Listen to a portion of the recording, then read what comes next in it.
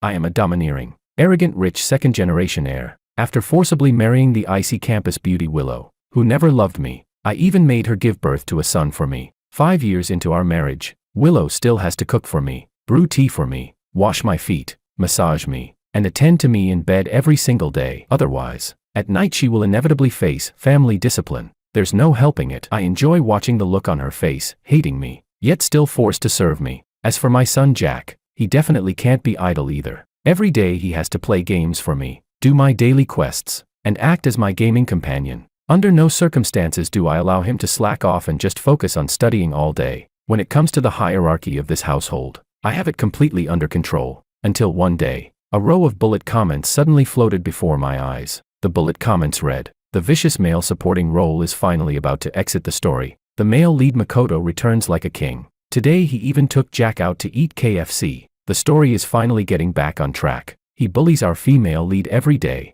and he's always yelling at our Jack. Luckily, in the future the mother and son will kick him out of the house for the sake of the male lead. In the end, that playboy rich heir George will end up on the streets, get hit by a car, and become paralyzed from the waist down. Just imagining the male lead and the mother and son visiting the hospital together to mock the crippled him makes me feel so satisfied." When I saw this, rage instantly burned through my chest. Being cheated on would already be bad enough, but plotting to murder her own husband too.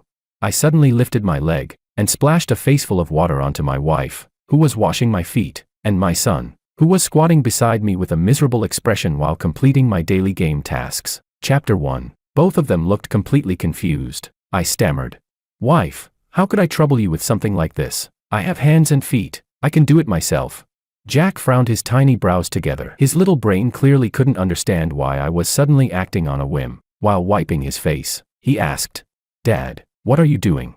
I quickly grabbed my phone back and said, "Nothing. Go study. You don't have to play anymore." Jack's eyes immediately lit up. I swallowed, then looked again at my wife, who was half squatting on the floor with foam still covering one hand. I said, "You get up too." Compared to Jack, Willow was much calmer. She seemed used to my unpredictable temper. Calmly, she stood up and went to get a towel. The bullet comments immediately started discussing, "Just look at how humiliated the female lead and Jack were just now. The more humiliation they suffer now, the more satisfying it'll be when they slap the male supporting role in the face later. He pressures our Jack every day to play games and orders our female lead around to serve him. He's seriously tired of living." Silently watching the scrolling comments, I thought, so I'm the vicious male supporting role, and my wife is the female lead of this world. Not only must I step aside for the male lead, but even Jack will eventually acknowledge the male lead as his father. After the male lead appears, he will successfully redeem my wife and son, letting them see that besides me, there exists such an outstanding and wonderful man in this world. Then the three of them will live happily together as a family.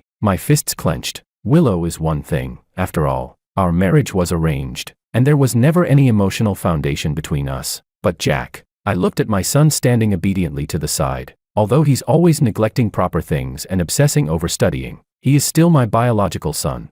How could he possibly mistake the enemy for his father? So I cleared my throat twice and asked, "Jack, if your mom and I got divorced, who would you go with?"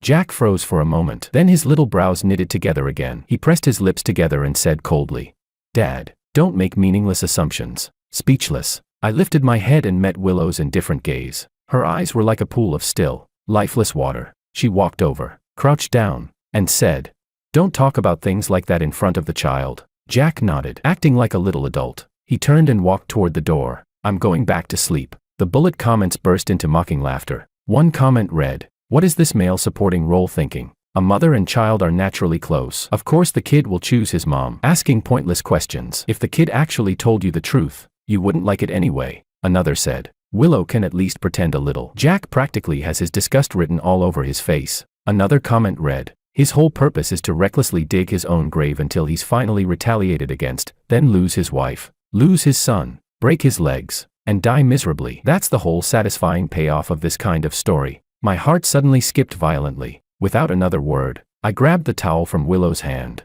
"I'll do it myself." Willow frowned slightly but didn't say anything in the end. Lying on the bed, I tried hard to digest the information the bullet comments had revealed. Suddenly, I sprang up, pulled off my pants, and stared at my own hairy legs. "So long, so warm. I absolutely refuse to let you abandon me." After thinking hard, I decided the first step was to change my attitude toward my wife and son. According to the bullet comments, I truly couldn't control the meeting between the male and female leads. Even if I stopped them once, they would meet again at the next corner. But if my son could see that I was a loving father, then perhaps when Willow and I divorced, he might choose to stay with me. Chapter 2. Thinking this, I looked up and saw Willow just coming out of the bathroom. The woman had only a thin bath towel wrapped around her body. Drops of water that hadn't been wiped dry slid slowly down her neck and disappeared into the curve of her cleavage. When she saw that I had already taken off my pants while sitting on the bed, the motion of her drying her hair paused for a moment, and her pupils instantly darkened. I was still racking my brain over how to be a good father. When I looked up again, Willow had already taken out the battle outfit I once bought for her from the wardrobe. She held the hollow-cut camisole in her left hand and pinched the purple lace in her right. The tips of her ears were slightly red. With a blank expression, she looked at me, as if asking for my opinion. The bullet comments floating before my eyes started screaming like crazy.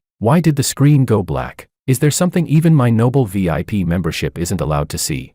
Male side character. I won't scold you anymore, just turn the camera back on so everyone can appreciate it together. Some fans of the original story were also cursing. I can't accept this. Even knowing how Jack was conceived, I still feel like the female lead was forced. Can't the male side character see that his wife always has a cold face every single time?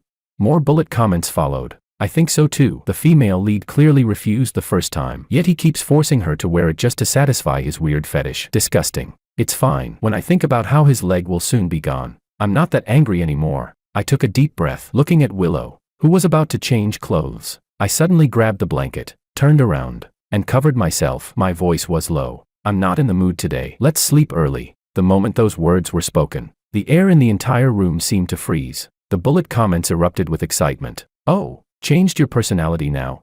The female lead's expression doesn't look too good. What did the male side character do again? What else could it be? He tried forcing her to wear the battle outfit and got rejected. Look, her fingers holding that slip dress are turning white. I also noticed that Willow's expression looked terrible, especially after the words "not in the mood" came out, her face visibly darkened by more than a couple of shades. In the past, every time Willow changed into the battle outfit, she was reluctant, and I had to coax and trick her. But now, seeing the scrolling bullet comments, I didn't even dare breathe loudly. Willow said, "Got it." Just like the woman herself, Willow's voice was cool and distant. She casually tossed the clothes back into the wardrobe, lifted the blanket, and lay down beside me. I quietly pinched my own leg under the blanket and let out a long breath of relief. Luckily, I managed to save it. Love you, my dear old leg. See you tomorrow. Chapter 3. When I woke up the next day, daylight was already bright. As soon as I came out of the room, I saw two figures sitting in the living room, one big, one small. The moment I sat down, Willow stood up and went to the kitchen to get bread for me. Jack huffed and puffed as he carried the milk toward me. Climbing onto a stool, he was about to pour it for me. The bullet comments started complaining again. One comment cursed. The male side character really didn't die unjustly. What era is this? Still making women serve him, pure feudal leftover. Another comment agreed. Exactly. Why act like some big shot? He's even ordering Jack around. There are so many maids in the house, this is just making life harder for no reason. And he even calls it training the child to be observant. He's raising the little crown prince to knock on a cup and demand tea. Set down a bowl and immediately expect someone to refill it. If you didn't know better, you'd think someone was fighting him for the heir's position. I say he's deliberately tormenting the female lead and Jack to satisfy his twisted control freak tendencies. My eyebrow twitched violently, and I reached out to grab Jack's small arm. Jack looked up at me in confusion. He said, "This time I added 1.5 spoons of sugar." I took the milk from him and poured it into the cup myself, gulping down 2 mouthfuls. I said, "For something this small, I can do it myself. Hurry and eat your breakfast." Jack looked at me as if he couldn't understand why I had suddenly become so strange, but he still turned around and sat back in his seat. Willow came out of the kitchen and looked at me somewhat awkwardly. She said, "We're out of salad dressing. I've already asked the maid to buy some." I picked up the sandwich with one hand. In a calm tone, I said, "It's fine. I can eat it without salad dressing." The air instantly fell silent. Willow looked at her now empty palm, her brows tightly furrowed. My son said in shock, "Dad, you didn't even hit Mom." Wait, what the hell? Was I really that terrible before? The next second, the bullet comments answered for me. I'm dying laughing. Last time the sandwich didn't have salad dressing. The male side character carried the female lead back to the room and punished her with family discipline. Jack was terrified and even told his classmates that Dad hits Mom every day.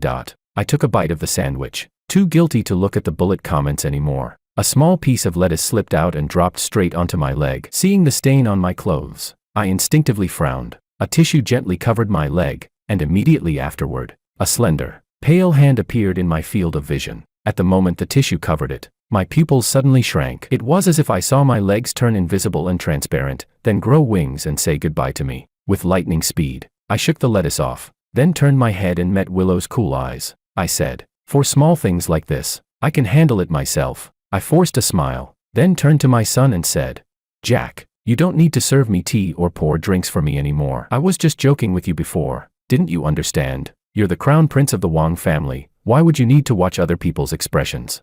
Jack's brows knitted tightly together, and his voice turned cold. "Dad, have you got something wrong with you?" I choked for a moment and replied speechlessly, "That's called being sick. This kid.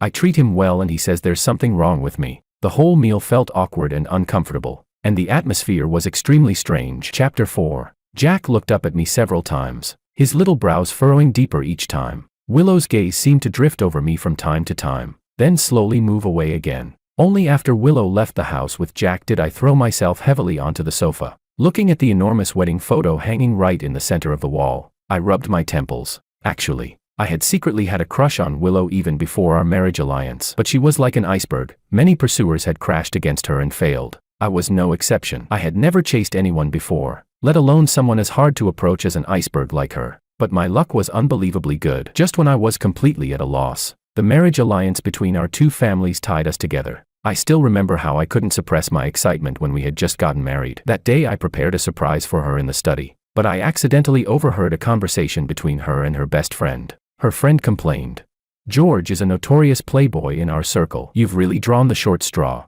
Willow's voice was faint and calm. I heard her say, "We're both getting what we need. Isn't that what a marriage alliance is?"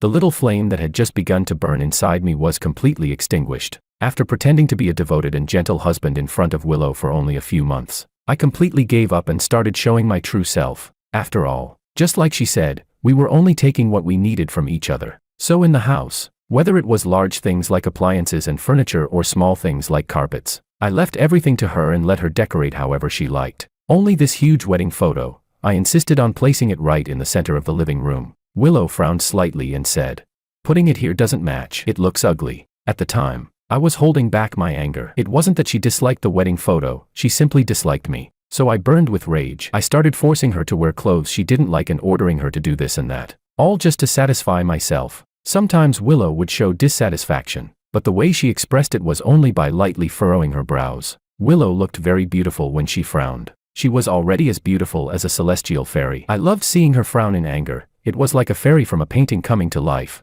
as if the calm painting had finally gained a different expression. Over the years, because she had always obeyed me and treated me attentively without ever arguing with me, I sometimes even had the illusion that she might like me too. But looking at that iceberg-like face, her expression toward others and toward me was no different at all. I knew I had fallen into one of life's classic illusions again. I said, "Leo, take that photo down." I raised my hand and pointed at the huge wedding picture. Back then, when we had just gotten married, I was still a hopeless romantic who believed in pure love and hung it up happily while still holding fantasies about Willow. 6 years later, that hopeless romantic had gradually realized that, in Willow's eyes, I was no different from anyone else. If I kept being stubborn, I would only become a love-struck ascetic suffering in romance. Actually, I wasn't even this angry at first, but the bullet comments floating in front of my eyes were like surveillance cameras, constantly live-streaming what the male lead and female lead were doing at that very moment. The bullet comments read, "The male lead bought drinks for everyone just so he could treat the female lead to milk tea." She looked up at him. "This is so sweet, I'm dying."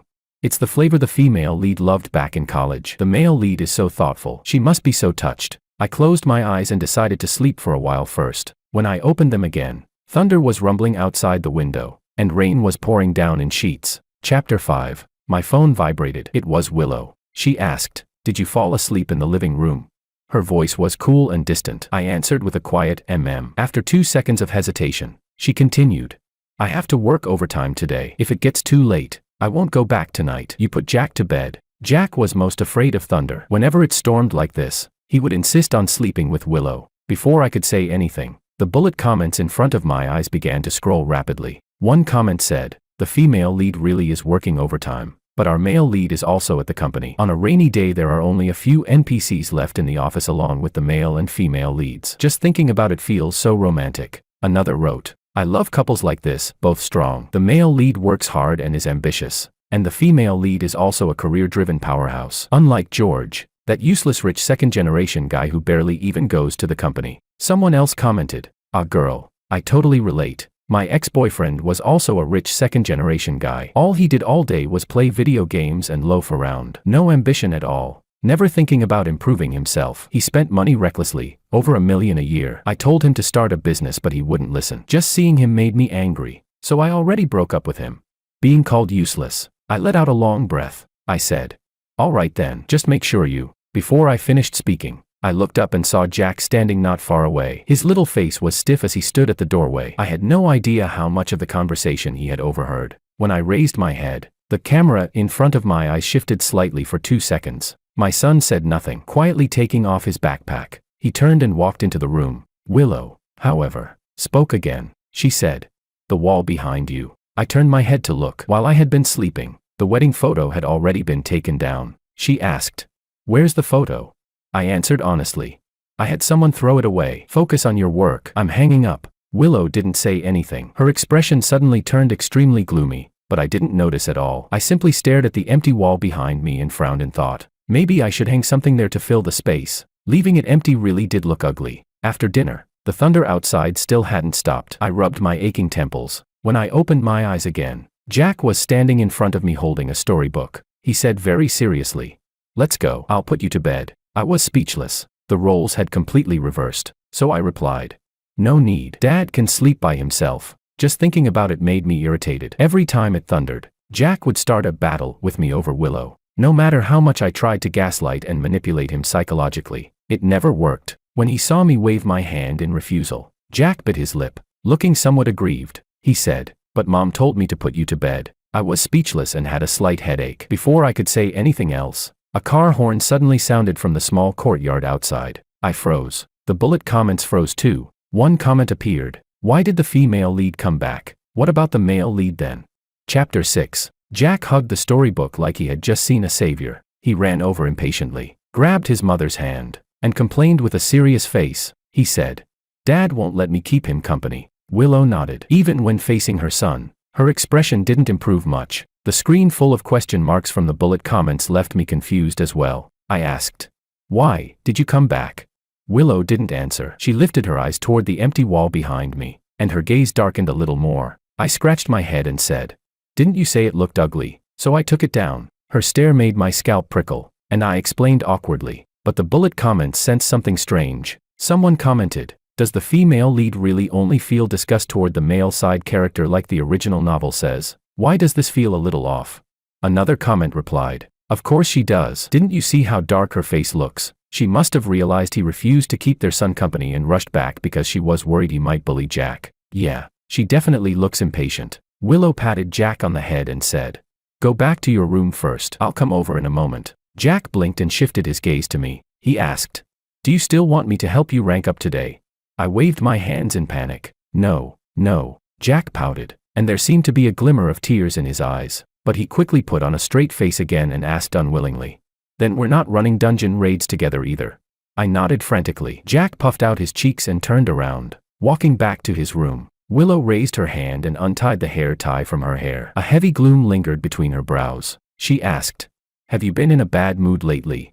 I looked completely confused. I said, "No, I've been in a pretty good mood lately." The air fell silent for 2 seconds. She took a deep breath and nodded. Rain pattered outside the window while the bullet comments continued to scroll before my eyes. One comment said, "The female lead just left the male lead and went home like that. How is the plot supposed to continue now?" Another replied, "Don't worry. Even if they're not together physically, the bond between the male and female leads won't disappear. The red thread tying them together is stronger than steel." Almost immediately after that comment finished scrolling, Willow's phone on the bedside table rang. Hearing the sound of running water from the bathroom, I picked up her phone and called out, "Your phone." Chapter 7. The bullet comments were delighted. One comment said, "What did I tell you? The male lead is calling now, right? The male side character isn't actually going to answer it, is he? He has no respect for women's privacy at all. So low class." Another comment added, "Don't worry. Even if he answers it, It'll only make the female lead hate him more. It's not like he hasn't done it before. In the original story, he once secretly answered the call and even cursed at the male lead. The female lead snatched the phone back and shoved him so hard he fell flat on his face. It was so embarrassing. At the same time, Willow's voice came from the bathroom. She said, "Answer it for me and ask what it's about." I tossed the phone back onto the bedside table like it was a hot potato. I said, "You should come out and answer it yourself." The sound of running water in the bathroom stopped abruptly. A moment later, Willow walked out wrapped in a bath towel. First, she fixed a heavy gaze on me. Then she lowered her head and picked up the phone beside her. The moment the call connected, a cheerful male voice sounded from the other end. The caller said, "Willow, you finally answered. Did you look at the 2 proposals I sent you earlier?" In the quiet room, the man's voice from the phone sounded especially clear. Willow didn't speak. Her gaze rested on my face as if she were waiting for something. I felt awkward too. Why was his voice so loud? The bullet comments were thrilled. Someone commented, "Is the male side character about to lose his mind again?" In the past, every time the female lead received a call from another man, he would explode with rage. Once he even tore her fleece jacket apart with his hands. And then the screen went black. Another comment said, "Classic abusive husband behavior. But it's fine. Every time he loses control, the female lead hates him a little more. It just makes our warm and gentle male lead look even better. And when his leg gets broken later, people will feel even less sympathy for him." Just seeing the words "broken leg" triggered me. I couldn't hold it in and started coughing violently. While coughing, I stood up and walked toward the bathroom. Cough, going to shower. My arm was suddenly grabbed. Willow took a deep breath, as if desperately suppressing something. Then she hung up the phone with a cold expression. She said, "It's after work hours. We'll talk tomorrow." Then she looked up at me. She said, "A man called me privately. Aren't you angry?" The room fell silent. Willow stared at me for a long time before finally letting go of my arm. That night, the sound of movement beside me tossing and turning continued until the middle of the night. The bullet comments kept popping up before my eyes. One comment said, "The female lead must regret it. Look, she almost looks like she's about to cry. She must regret not staying at the company to work overtime with the male lead and instead coming home to sleep beside this disgusting male side character." Another comment said, "I actually feel a little sorry for the male side character, sleeping in the same bed but dreaming different dreams. And he's still clueless like an idiot." Being described as an idiot left me speechless. I clenched my fists. "It's fine. I'll endure it. As long as my son agrees to leave with me, I'll immediately ask Willow for a divorce and wish her a lifetime of happiness." Chapter 8. I slept through the night without any dreams. When I woke up the next morning, Willow had already left. As I walked into the living room, my son was sitting at the dining table. When he saw me come over, he stared straight at me. I walked up and patted his head. Jack's small body stiffened, and then the tips of his ears slowly turned red. His neck subtly shrank back, the intention to avoid me obvious. My hand froze awkwardly in midair. The bullet comments mocked me. Can't he tell people dislike him? I almost wish I could live my whole life as clueless as the male side character. When will he realize he's just a male side character? Lately he's been trying so obviously to please them, and neither the mother nor the son pays him any attention. Another comment said, "Jack is just like his mom, totally double standard. He won't even let the male side character touch him. But the candy the male lead gave him yesterday is hidden under his pillow like treasure. He won't even eat it." My pupils shrank suddenly. Compared with the fact that Willow would eventually fall in love with someone else, this sentence hurt 100 times more. I often pressured my son to play games with me, but wasn't that for his own good? At such a young age he had already developed the bad habit of staying up late secretly reading and studying. If he kept that up when he started elementary school, what would happen then? I just wanted him to relax a little and play games. Yet it was treated as if I were harming him. And now, the bullet comments were telling me that no matter how hard I tried, my son would still like someone else more because of the story's plot. Unwilling to give up, I pulled a chair over and sat beside him. Jack glanced at me, then shifted his little bottom on the stool, moving a little farther away. My heart went cold, but I still forced a smile. "Kiddo, today let's rank up." Before I could finish, Jack lowered his head and took a sip of milk. Interrupting me, he said, "Dad, why are you calling me that? It's so cheesy. Just call me Jack." His voice was soft and childish, but his words were stiff. His head remained lowered, the tips of his ears red. The bullet comments were dying with laughter. Jack is already so annoyed with him. He has zero self-awareness. Jack is holding his breath so hard his face turned red. Yesterday when the male lead called him "kiddo," he answered sweetly. But today when the male side character says it, he rejects him with a cold face. Just like his mom, completely loyal to the male lead. My fingers paused, and I unconsciously frowned, looking at Jack's bottom almost sliding off the stool, half his body leaning out just so he could stay farther away from me. Suddenly, Everything felt meaningless. Forcing things to continue like this. Watching my wife and son slowly move toward the so-called better male lead according to the story. Watching myself lose control in anger and eventually meet that ending. It was truly pointless. I withdrew my hand and turned back to my room. The bullet comments were still scrolling. One comment said, "Why do I suddenly feel a little sorry for the male side character?" I agree. Don't be a saint. It's his fault for not being the male lead. After Jack left, I entered his room. Seeing the candy hidden under the pillow, it felt as if my insides were being crushed. The power of the plot was truly terrifying. The anger inside me kept rising uncontrollably. I hadn't even met the so-called male lead yet, and I was already thinking of 100 ways to ruin him. I sat in my son's room for 10 minutes before finally standing up. Who was I? I was George Wong, the heir of the Wong family. Before becoming a husband or a father, I was first and foremost myself. Trying to please others won't earn favoritism. Humility won't earn sincerity. If you want to love others, you must first love yourself. Whether or not there is a woman beside you, you must make sure you live well. Become a mountain first, and forests will naturally gather around you. Become the sea first, and 100 rivers will naturally flow toward you. There was no need to exhaust myself with anxiety over someone leaving. When my brother David called, I had just finished arranging my work and was about to go out for a vacation. I didn't want to make a terrible mistake in a moment of anger and become the vicious male side character they kept talking about. I needed to go out and clear my mind. After all, neither Willow nor Jack ever cared where I went. But David said, "Help me pick up a kid." He sounded busy. The background on his end was noisy. Chapter 9. I asked in surprise, "Since when did you have a kid?" David clicked his tongue and said, "My cousins. I told you about it before. That guy treated her like trash and dumped her. She's been raising the child alone, which hasn't been easy. Recently she went abroad and left the kid with me, but I'm too busy to handle it." He continued, "Didn't you say your son is extremely withdrawn? Doesn't have many friends in kindergarten. My little niece is super sweet and really perceptive. Take her home and let her play with Jack for a couple of days." Before I could refuse, he sent me the address and hung up. I suddenly had a headache. This kindergarten seemed to be the same one Jack attended, but I had only gone there once. At that time, Jack had said coldly to me, "It's fine if mom picks me up. Whether you come or not doesn't matter." Seeing the obvious dislike on his face, I never went again. David wasn't exaggerating. His little niece really did have a sweet mouth. She hugged my arm and kept calling me uncle, and even insisted on sharing the candy she had received as a kindergarten reward with me. I couldn't help sighing. If not for Willow's influence and upbringing, maybe my son would have been this close to me too. But when I looked up, I noticed a somewhat familiar figure standing not far away. "Mom." Tian called out in delight and ran over to hug the woman. The woman smiled and looked toward me. She said, "George, long time no see." Looking at the gentle and graceful woman smiling at me, I was surprised. I said, "Alicia, didn't your brother say you went abroad?"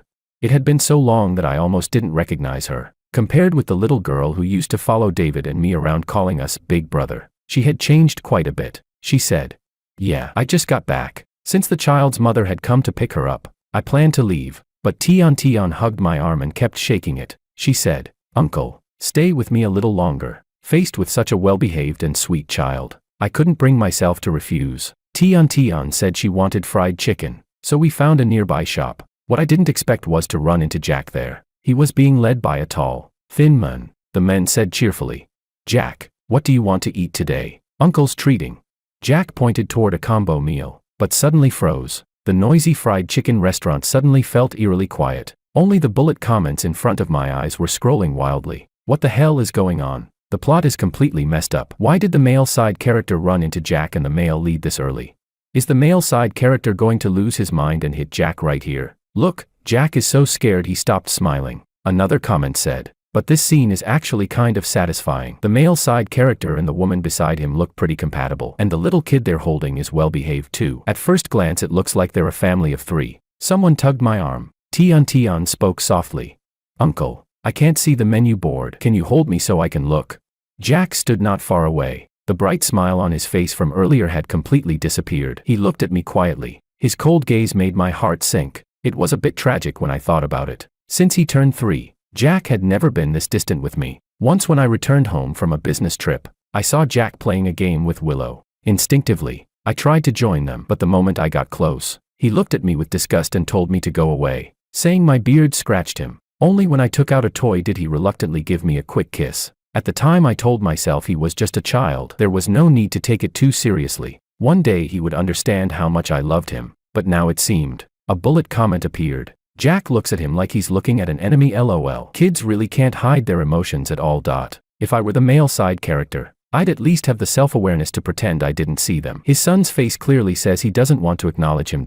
I stayed silent. Then I lifted Tion up in my arms, deliberately ignoring Jack not far away. From the corner of my eye, I saw Jack's little face tighten even more. He seemed nervous, or perhaps angry. Ever since he saw me in the restaurant, Jack had not smiled again. He quietly watched Tion and me, his eyes cold. Through the window, I saw Jack's small figure being led away by the men. Noticing that I seemed distracted, Alicia kept finding topics to talk about. She had always been lively and clingy since childhood, and her daughter was very similar to her. Gradually, she drew me into reminiscing about embarrassing childhood stories, and my mood improved a little. After we finished eating, I originally planned to say goodbye, but Tion blinked her big eyes and clung to me, refusing to let go, so I had no choice but to accompany them a little further along the way. I smiled helplessly and said, "She really is exactly like you were when you were little, so clingy." Alicia's eyes flickered slightly. She pressed her lips together and said, "George still remembers." We ended up walking all the way to the entrance of my building, and Tion was still hanging on me like a little octopus. In the end, Alicia had to forcibly peel Tion off me. Watching the mother and daughter gradually walk away, I turned and headed toward home. Chapter 10. But the moment I turned around, I was startled. Under the dim streetlight stood two figures, one big, one small. Jack had a stiff little face and clenched fists, while Willow showed almost no expression. Who knew how long they had been standing there waiting? When Jack saw me look over, he coldly turned his head away and walked toward the house. The bullet comments sensed something strange. Someone commented, "Don't you guys feel like these two look like creepy ghosts lurking in the dark?" Yeah, there's definitely that vibe. When the male side character turned around just now, it almost scared me to death. Both of them have such gloomy faces. But why? Don't they hate him? You guys don't get it. According to the plot, today the male lead was supposed to have dinner with the female lead and Jack. But for some reason Jack insisted on going home. So the male and female leads still haven't had time alone together. Of course the female lead is upset. I withdrew my gaze and stepped inside. Willow's eyes followed me. I rubbed my arms, suddenly feeling a little cold. The strange atmosphere continued all the way until dinner. Jack refused to eat. The maid looked troubled. "Sir, why don't you go call the young master? He's most afraid of you. Whatever you say, he listens." For some reason, those words sounded harsh to my ears. He had already eaten fried chicken earlier. Why should I force him to eat again?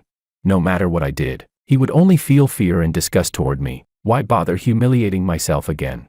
"Let him be," I said. Jack's room was quiet for 2 seconds. Suddenly, the door was yanked open. He stood there glaring at me with red eyes. He shouted, "If you don't care about me, are you going to be someone else's dad?" I froze. Before I could say anything, he suddenly burst into uncontrollable sobs as if he couldn't hold it in anymore. He cried, "Mom is a liar. She said Dad likes her the most. I thought if I acted cold like her, Dad would like me more too. Liar, liar, big liar." It had been far too long since I had seen any real expression on Jack's face. Not even a smile, not even a frustrated look. So when I saw him suddenly break down and cry hysterically, I was completely stunned. The bullet comments were stunned too. What's wrong with Jack? Why is he suddenly crying so hard? Something feels off. Isn't Jack supposed to hate George? Why does it sound like he actually likes him a lot?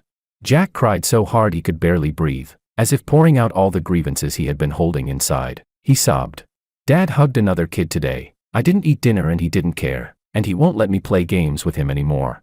I tried so hard to act cold, but he didn't like me more and more. He likes other kids now." In the empty living room, Jack's crying echoed loudly. Chapter 11. I came back to my senses and crouched down. Jack's face was flushed red from crying. His cheeks were covered with tear tracks, and the sight made my heart ache. I patted his head and said, "What are you talking about? How could Dad not like you?" I reached out to wipe his face. Jack immediately burrowed into my arms. He said, "Dad doesn't like people like Mom who act cold anymore. So you don't like me either, right? Is it because that auntie today had such a pretty smile that you like her kid who smiles so nicely? Then I'll learn from them too." Dad, don't like other kids. My head filled with question marks. What exactly was this child talking about? Jack hadn't let me hold him for 2 or 3 years already. Even though he always obeyed what I said, whenever I tried to hug or kiss him, he would frown and resist, then keep a cold face and stay far away from me. Now Jack was sobbing uncontrollably, clutching my clothes as if I might disappear at any moment. He said, "I won't copy Mom anymore. Dad, please don't hate me." He sniffed and hiccuped between sobs. I turned my head slightly. Even though my son's words were all jumbled, I still caught the key point. That was, my son didn't dislike me at all. Then it was obvious. If my son wasn't close to me, the problem was completely Willow. I turned my head. Willow froze for a moment, looking a little confused. Under my stare, she seemed somewhat innocent. She said, "I didn't do anything." "Really?" she hurriedly explained. But even the bullet comments sensed something strange. One comment said, Right, you didn't teach him anything. You just told your son that George likes women like you. Another replied, "Why does that sound more like she was bragging to her son?" Jack seemed to pour out all the grievances he had held in for years. He clung to my clothes tightly. Even when he cried until he was exhausted, he still refused to let go. Helpless, I carried him back to his room and laid him on the bed. Jack's eyes were red and watery. He said, "Dad, I'll behave. Please don't stop liking me, okay?" Pouting, he reached under his pillow and took out that piece of candy. He said, "A corporate slave, uncle at the company gave this to me. Dad, you eat it. Don't start liking other kids." Looking at the candy, warmth spread through my chest. The bullet comments were stunned. Someone commented, "Wait, what's going on? Didn't the male lead get along really well with Jack? Weren't they practically becoming buddies? What happened?" Another said, "Jack really shouldn't read just any book he finds. Where did he even learn that word from?" I suddenly feel bad for the male lead. After spending so much time with Jack, all he got was the title, corporate slave. Another comment said, "But I've always wanted to say this, the female lead never asked the male lead to take care of the child. Every time it was the male lead who voluntarily went to play with Jack and took him out to eat fried chicken and stuff. Kids obviously can't resist junk food like that." Looking at Jack's eyes, washed bright and sparkling by tears, I couldn't help asking, "So when you ignored Dad and wouldn't let me hug you, you were just copying Mom?"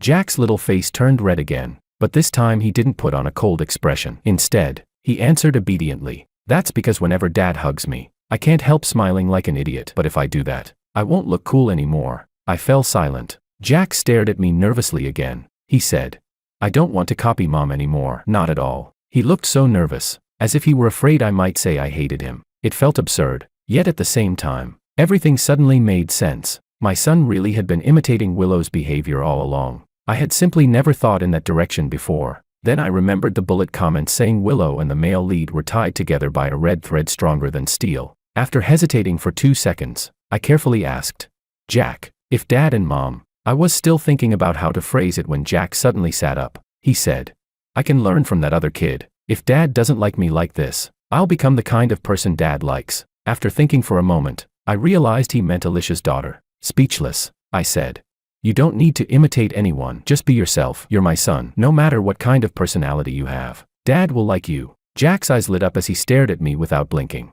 "Really?" "Of course," I replied. The bullet comments were speechless. One comment said, "The plot is completely off track now. Why doesn't Jack hate the male side character? He seems to like him a lot instead." Another comment replied, "Well, what did you expect? Kids aren't stupid. Who would randomly want to accept some uncle who suddenly appears as their dad? It's not like he doesn't already have a father." Another said, "Actually, the male side character has always treated the kid pretty well. You can tell he really loves him."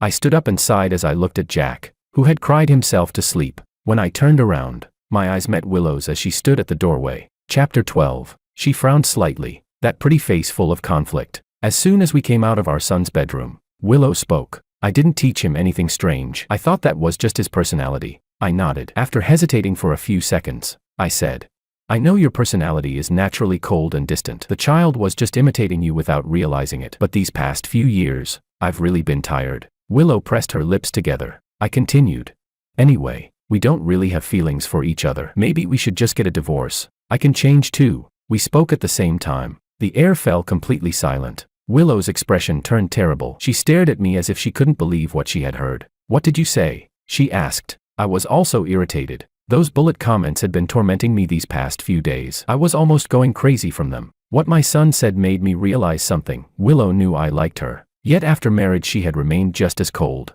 I used to think that was simply her personality. After all, we were already married through an alliance and had a child. And I did genuinely like her. I thought life could continue like that. But the bullet comments and the appearance of the male lead made me realize something else. Even someone as cold and distant as Willow would eventually lose control and go crazy because she fell in love with the male lead. Willow's pupils suddenly tightened. She stared at me for several seconds and repeated hoarsely, "I can change too." I frowned slightly. Our son was still young, so his behavior came from imitation. But Willow was different. A person's natural personality was very difficult to change. Still, seeing her pale face, I ultimately said nothing. When I came out of the bathroom, the bullet comments were already going insane. Damn it, why did the screen go black again? I hate that I'm reading this novel on a legitimate platform.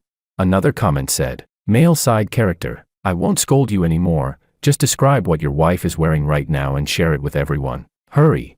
I remained silent and looked toward Willow on the bed. Her face still had that iceberg-like calmness, but a blush had spread from the tips of her ears all the way down to her neck. In the past, I did enjoy forcing Willow to play certain role-playing scenarios, doctor and nurse, master and maid, things like that. Watching a cold, untouchable beauty fall from her pedestal, no one could resist that. But this was the first time she had taken the initiative. Seeing the marks on her wrists where the chains had rubbed the skin red, I stepped forward. Did you tie them yourself? I asked. Perhaps because it was her first time doing something like this. Willow's face flushed even deeper with embarrassment. Her voice trembled. Yes. Didn't you say last time you liked it like this?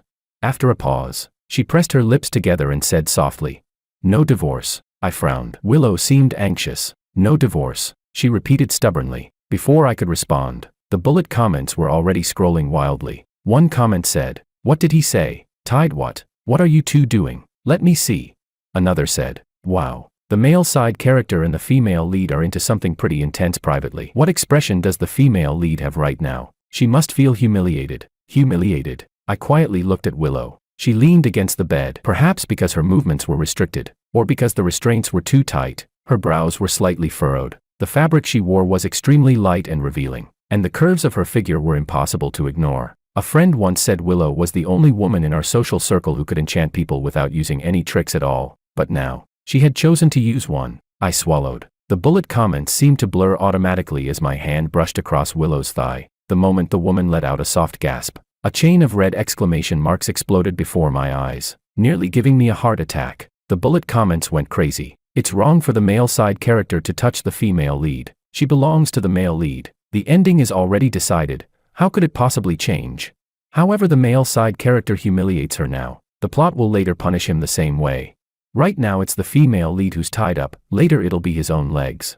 My hand jerked back instantly. Willow bit her lower lip. Her eyes were hazy, as if asking why I had stopped. Beauty is a blade. Temptation leads to disaster. I was about to divorce her, and now she was seducing me. I covered my eyes, refusing to look at Willow's body, and refusing to look at those flashing red warning marks. The air felt frozen. After some rustling sounds, Willow's voice came quietly. Go to sleep. I lowered my hand and looked at the woman who had already turned her back to me. One bullet comment said, did the female lead just cry? Another replied, maybe it hurt. The male side character didn't even help untie her dot. Another comment said, I feel like things aren't that simple. I slept without dreams. The next morning, the moment I opened my eyes, a child's face was suddenly magnified in front of me. I jumped in fright. Jack was smiling brightly. His eyes curved into crescents. Good morning, Dad, he said. Then he grabbed my head and planted a loud kiss on my cheek. I sat there completely stunned. The bullet comments started buzzing again. Oh my God, the cold and cute rival has arrived, pure cuteness. How did the female lead give birth to such an adorable son? First thing in the morning and I already want to become a mom. Jack climbed onto the bed and even stepped on Willow, who had just woken up. Dad, hurry up and get up for breakfast, he shouted. Chapter 13. I began to doubt myself. When I lowered my head, I met Willow's gaze. There was a hint of gloom between her brows as she stared at our son with a dissatisfied look. Jack, however, seemed not to notice at all. He said, Dad, I learned from the maid how to make a fried egg this morning. Do you want to try it? I made it especially for you. I rubbed his head and lifted him down from the bed. The bullet comments were still jumping across my vision. Ha ha ha, I'm dying. Look at the female lead's resentful eyes. Early in the morning her husband got stolen away. Who can she complain to? Another comment wrote, the female lead belongs to the male lead. The female lead belongs to the male lead. Someone replied, stop shouting already. The male lead hasn't even said a few words to the female lead yet, while the male side character has slept with her over and over again. We're not blind, we can tell which pairing actually has chemistry. My footsteps paused and I turned to look. Willow's gloomy expression, which she hadn't had time to hide, immediately entered my sight. My son followed my gaze and turned around too. After a few seconds of silence, he spoke in a thoughtful tone like a little adult. Dad, this morning I called Anna, the most popular girl in our class, on my little watch phone. She said nobody likes cold people. Everyone likes warm people. So from now on I'm going to be a warm kid too. I couldn't help laughing out loud. The bullet comments burst into laughter. Is this kid throwing shade at his own mom? Jack's inner thoughts, this mom is impossible to carry. This was the liveliest breakfast Willow and I had shared in 6 or 7 years of marriage. Jack seemed determined to make up for all the words he hadn't spoken during those years. He poured coffee for me and ran back and forth from the kitchen bringing out the fried egg he had made. I had just finished eating when Jack ran over again. Dad must be tired. Right. I'll massage your shoulders and legs. Willow, sitting across from us, looked completely speechless. Chapter 14. The bullet comments erupted in laughter again. The kid has completely let himself go. When his dad used to order him around he kept a cold face. Turns out he secretly enjoyed it. The youngest sycophant I've ever seen. No competition. Another comment added. Now I'm even starting to suspect that the female lead secretly enjoyed it under that cold face too. The next comment shouted again. The female lead belongs to the male lead. The female lead belongs to the male lead. Someone replied. Judging from that comment, I feel like you're already crying in desperation. Today was the weekend. We didn't have to work, and Jack didn't have school either. The little guy became like a tail attached to me, running around behind me all day calling Dad, Dad. Willow didn't say anything the whole time. She just quietly watched us. Until lunchtime, when Willow suddenly disappeared. Jack enthusiastically poured tea and served water for me, not caring at all where his mother had gone. The bullet comments, however, were broadcasting everything in real time. Where did the female lead go?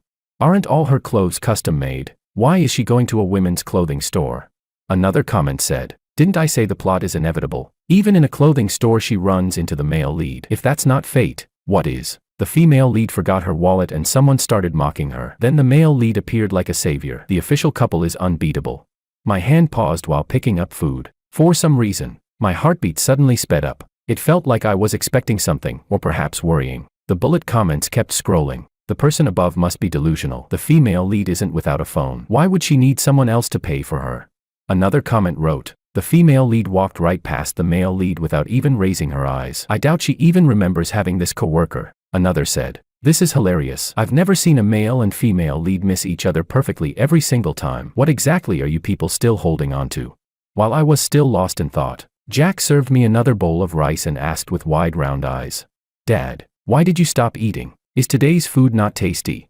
Seeing the bullet comments say Willow was already on her way back, I snapped out of it. Honestly, no matter how good the food was, I couldn't eat 5 bowls. Jack watched me take another bite with satisfaction and smiled. Dad, if you don't like Mom's cold face, you can change to another mom. When you were with that auntie last time. Dad smiled very happily. I nearly choked. Jack's words suddenly stopped. He glanced nervously toward the door and shut his mouth. I turned my head. Willow stood at the entrance holding 2 shopping bags. The bullet comments exploded again. The female lead comes home only to find her son digging a hole for her dot. I'm dying. Look at her expression. If Jack weren't her own child she'd probably hang him up and beat him by now. Another comment replied, you think being her own child means he won't get hung up and beaten? Willow cast Jack a cold glance and turned back into the room. 10 minutes later, I was still eating with my head down when the bedroom door opened. Jack looked up and suddenly began coughing violently. Chapter 15. I frowned and patted his back. See, that's what happens when you eat too fast. You choked, didn't you? As I spoke, I kept patting his back and lifted my head. Then I choked too, not far away. A blush crept across Willow's cheeks as she turned her head to look out the window. She was wearing a white academy-style knit dress. It was the first time I had ever seen her wear something like that. She asked, is it ugly? Willow's voice was still calm and light, and for a moment I didn't know how to answer. It's not ugly, I said. It's just a little strange. After all, Willow's usual style was the cool and elegant type. Suddenly switching to a sweet, youthful style was honestly hard to get used to. Besides the sense of mismatch, it also felt strangely familiar. The bullet comments gave me the answer. Willow is copying her exactly. She discovered the only way to defeat the other woman, become the other woman. Isn't that genius? That's when I realized what felt wrong. This was literally Alicia's outfit from that day. Exactly the same. Seeing the tips of Willow's ears turn completely red, I suddenly wondered if I had misunderstood something. Was the plot really impossible to change? The next second, she said, honey, I also bought that foot-soaking soap you said felt nice last time. I'll help you with it tonight. Willow's voice turned sweet and soft. The entire living room fell silent. Jack suddenly covered his ears. Oh, Mom, you're so scary.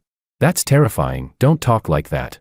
I tried my best to hold back my laughter. while the bullet comments completely lost control. One moment of initiative, a lifetime of social anxiety. Another comment said, I'm cringing so hard my toes are digging into the floor. Willow, please just keep being your cool goddess. Winning back your husband does not mean making him laugh to death. I expected awkward. I didn't expect this awkward. I took a couple of deep breaths before finally suppressing the laughter. Willow looked like she wanted to say something else, but I was afraid I'd burst out laughing again. So I quickly stopped her. All right, let's eat first. Throughout the entire meal, I kept glancing up at Willow. The more I looked at her, the funnier it became. After hesitating for a few seconds, I couldn't resist secretly taking a picture and sending it to David. He replied almost instantly. Wait, bro, is that Willow? Has she lost her mind? What kind of roleplay are you two doing? Hold on, this outfit. My heart jumped. Before I could withdraw the message, David's voice message popped up. My hand slipped, and it started playing. He said, so you made your wife cosplay my sister?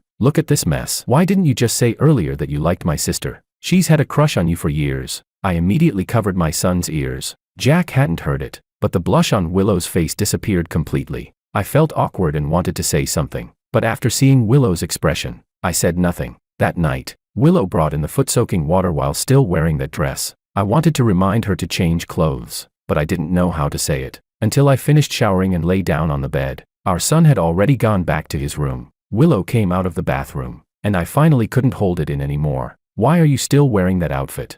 Willow pressed her lips together and said nothing. Chapter 16. I walked over and said helplessly, you've already finished showering. The next second, arms wrapped around my neck, the woman stood on her tiptoes and kissed me urgently. The bullet comments howled in protest. I'm forcing myself to ship you two and you still won't show us anything. This time there were no warnings about my legs being broken in the future. The entire screen was just people begging for a live broadcast. As the moment deepened, I held the back of her head and deepened the kiss. She paused for a second, her eyes slowly turning moist, and her movements became even more proactive. When we came out of the bathroom again, I was already exhausted. Yet Willow was sitting on the edge of the bed without moving. She was still wearing that dress. I frowned. Seriously, we're about to sleep and you're still not changing. The bullet comments scrolled rapidly. Your wife is crying. Little pearls are dropping. I froze. I lifted Willow's face, and sure enough, her eyes were red and shining with tears. I swallowed. Good grief, why did Willow look so? What's wrong with you? I asked. The bullet comments began debating. Is the male side character made of wood or something? Why keep asking? Just kiss her until she faints so she stops crying. You wouldn't show us anything earlier, and now you want advice on how to comfort your wife? What else could it be? She probably thinks you'll only sleep with her if she dresses like that woman. So of course she feels miserable. I paused, then couldn't help laughing a little. Willow spoke in a hoarse voice. You like her that much? So much that you'll only touch me if I dress like this? George, you're such a two-timing jerk. I choked on my words. Willow's tears fell even harder. When you liked me, you made me wear all those outfits and I agreed. But when you stopped liking me, you wouldn't even touch me. I tried so hard to seduce you and you still didn't react. I noticed it long ago. You won't let me massage your legs anymore. And you're not interested in my body either. You used to like it so much. I had to dress like her before you'd touch me. How could you? She took a deep breath. Can we not divorce? Okay, I can change just like Jack if you like it. I can wear these things for you. I can learn from that woman. Just don't go looking for her. I can do it better. The bullet comments filled with ellipses. I can't watch this. Have some dignity, please. If dignity means losing your husband, then yeah, forget dignity. He's already asking for a divorce. After 2 seconds of silence, I decided to tell her the truth. I don't dislike you, and I haven't fallen for someone else. It's just because. I opened my mouth, but realized I couldn't say a single word about the plot. My eyes widened. What the hell? There's even a censorship system.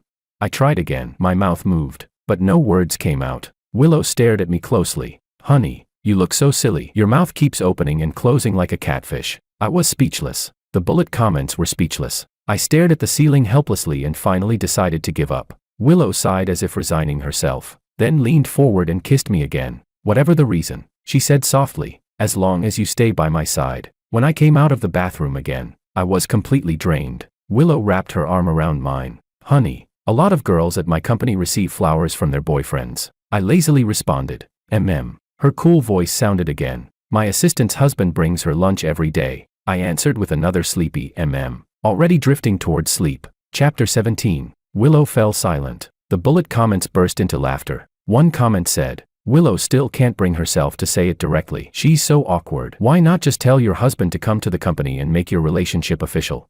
Another comment replied, but if that happens, won't the male lead and the male side character finally meet? Oh wow. If you hadn't said that, I would have forgotten the male side character even existed. My eyes widened suddenly. Lust really is a blade over one's head. How did I forget I was the male side character? After 2 seconds of rapid thinking, I turned my head and said, flowers are easy. The problem is I don't know how to cook. Willow's eyes lit up. I do. You only need to deliver it. I was speechless. The next day, I put on the domineering CEO suit I hadn't worn in ages. Carrying a lunchbox and holding a bouquet of flowers, I headed straight to Willow's company. The bullet comments were lively again. Love triangle showdown. Honestly, I've switched sides lately. Sorry male lead, but the female lead and the male side character really have amazing chemistry. I clenched my fist slightly, feeling oddly nervous. The receptionist greeted me warmly. President Wong, you're here. Director Willow is waiting for you ahead. I froze and looked up toward Willow not far away. Why was she standing there instead of working? Then she linked her arm with mine and led me around the company 5 or 6 times. I was starting to suspect she had gotten lost. The bullet comments laughed. Look at the female lead scheming. She's making sure everyone knows her husband is here. I couldn't help smiling. My legs were starting to ache. I was just about to say that was enough, when I looked up and saw a tall, thin man standing in front of us. The bullet comments instantly filled with exclamation marks. My body stiffened. I remembered him, the man who took Jack out for fried chicken last time. The one the bullet comments called the male lead. The moment he saw me, he waved. Ah, you must be George. He had clearly recognized me as well. Our eyes met. A strange silence hung in the air for 2 seconds. Willow frowned, obviously not understanding why this man was blocking our path. The bullet comments went wild. It's coming. It's coming. The dramatic moment is coming. I can't wait for the female lead to shout, stop fighting, both of you. The next second, Makoto leaned closer and asked me. Sorry, I wanted to ask you something. Looking embarrassed, he scratched his head. Well, what kind of milk powder does Jack usually drink? My son is about the same age as him, but he's half a head shorter. My wife and I are both worried. I asked Jack last time and he said you were the ones who bought it. I've been wanting to ask you for a while. If it's convenient, could you tell me the brand?